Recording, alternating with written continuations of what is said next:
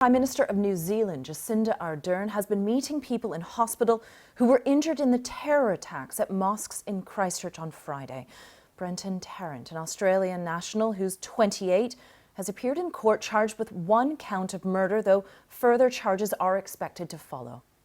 These are live pictures from Christchurch. As you can see, people have been laying flowers near the mosques with messages of support for the victims and their families. My colleague Sharanjit Lail is in Christchurch for us. That's right, Celia. I'm just here at the law courts where earlier today Brenton Tarrant appeared on the dock in white.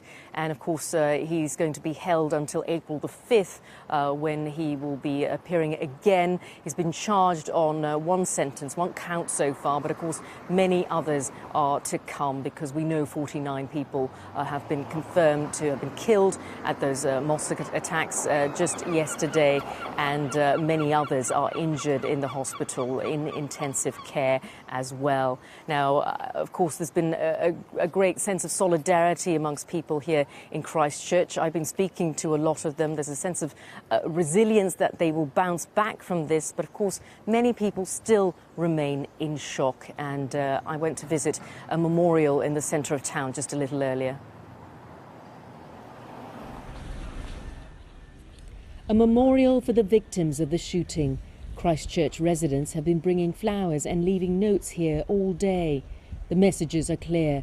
New Zealand may be struggling to comprehend the tragic events that took place in Christchurch, but people were determined to come together to pay their respects. Yeah, my friend have a shot on leg actually. Yeah, I tried to ring him yesterday, but I couldn't get to him. Memorials like this one have been springing up all over the city. People have been coming here to the botanical gardens in Christchurch all day, leaving their messages and flowers. There's a real sense of shock and horror at how something so awful could strike the heart of this community. We're very laid back. I think we're too laid back. Yeah. And the world has got a bit small now. Yeah. And we need to kind of secure things for our ones that are precious to us, like these lives that have been lost.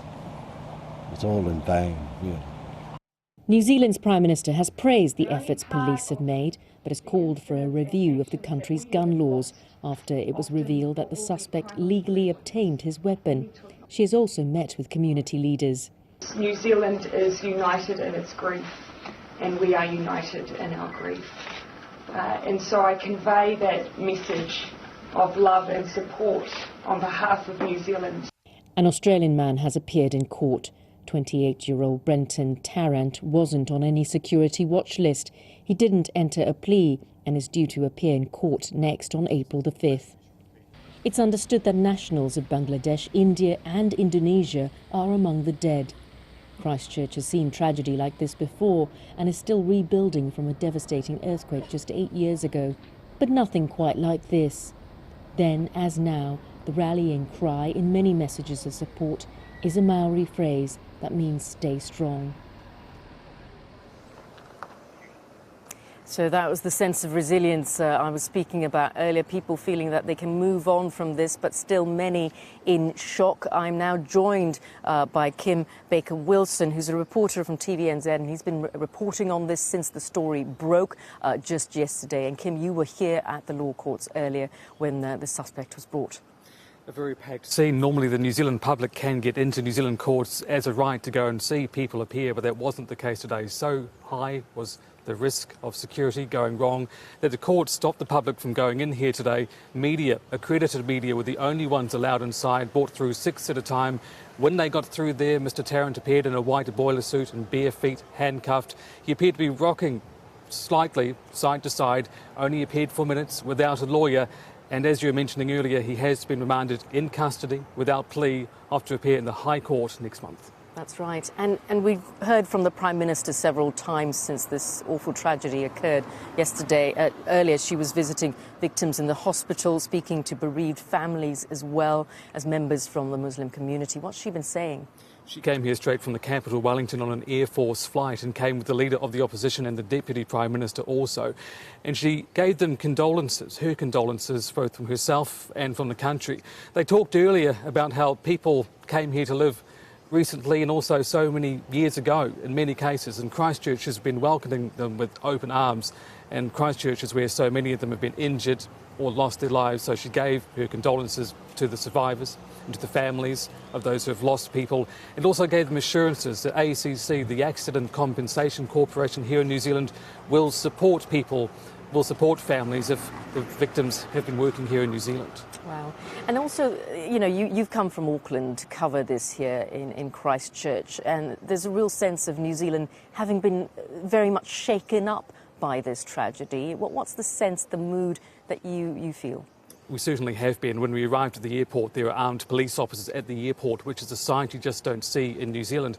Behind the camera behind us here now, I can see an armed police officer walking outside the police building, which again is a sight you just don't see in New Zealand. So we're now using words that we've never had to use here before, like terrorism, like massacre. Those are words that we've just never had to use for our New Zealand news before.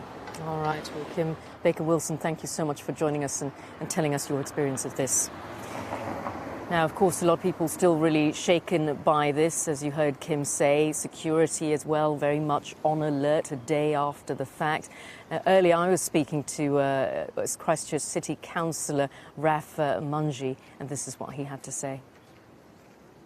It's been 24 hours now, and there's a sense of still being stunned that this has happened here in our city, and just trying to get to some sense of what the community needs, what's happening in terms of burials and the proper processes that are needed for the community for that, supporting our medical staff who are still doing an incredible job, and I think just the general community coming to terms with it. I mean, I've just walked past the Botanic Gardens where there's a floral display, and people are very quiet. It's as if people are still in shock over what has happened, and I think as the initial incident wears off, it's going to take a while for people to actually come to terms that this has happened here in Christchurch, in New Zealand.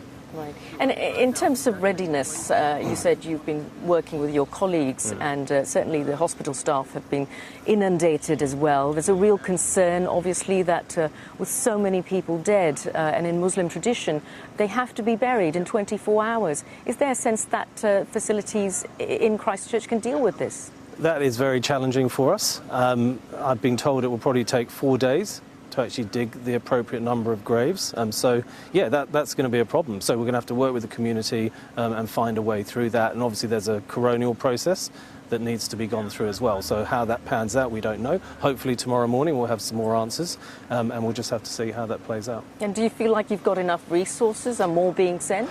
We're pulling in resources from around the country. I mean, the one advantage we've had in a way is having been through the earthquakes. We've been through this. I mean, the medical staff have been through this before. They operate at a very high level. But still, there's resource shortages. So in terms of sextons for the burial services, they need to be brought in. So yeah, we'll be asking for help where we need it. Indeed, and as you mentioned, it's not the first time Christchurch has faced tragedy. It's had to deal with these awful earthquakes in the past, the last being in 2012, which was devastating for this community. So in comparison, how do you think the community is dealing with this now compared to what's happened prior to this? Is this the same sort of feeling, or is there a sense that actually there's a lot of discomfort and concern around this issue? I think probably a mixture. I think there's a weariness. I mean, in terms of the earthquake recovery, we had just got to the point where we just reopened our town hall 8 years after the earthquake, a new central city library, felt like things were getting back to normal. And then for this to happen and for children to be in lockdown at school, so that whole sort of trauma again, parents stuck in their offices or civic buildings, it's kind of reliving that. So the mental health issue, which has already had a long tail from the earthquakes, is of concern. But I think this is not a natural disaster. This is a man-made disaster, a domestic terror attack in our own town. So it's going to be quite difficult for people to actually come to terms with that. And I think as we start to see and learn more names and put faces to those and to bury people, I think it will have a bigger impact on the wider community. Now, Raf, you were saying that you're part Muslim yourself, and you've lived here in Christchurch for many, many years. So is there a sense that your community is feeling incredibly, uncomfortable, unsafe because of this? I think now there's probably some concerns, but actually my sense is that the Islamic community has still has faith in New Zealand being a safe place. But we have to address some of the issues around radicalisation and what has led to this attack. But generally, the communities have felt safe, even as a general increasing tone of Islamophobia globally. I mean, and that has spilled over into New Zealand, there's no doubt about that. But in general, people didn't have a lot of concerns. You'd go to Friday prayers, no one really thought too much about it. And that was Christchurch City Councillor Raf Manji speaking to me earlier. Now, of course, as you can imagine, it's the day after the fact. Many residents here in Christchurch still very much coming to terms with this. But as you heard there, and as you heard in the report earlier as well, there's a real sense of resilience that people are now able to get through this. You know, it is a city that has endured tragedies like the devastating earthquake about 8 years ago as well. So they're rebuilding, they know they can get past this, but at the moment there's a real sense of, you know, how could this happen in our homes? How could it happen in our community? How could it happen in New Zealand, where such things are just unheard of? Okay, Sharon Jeet Lale, thank you very much.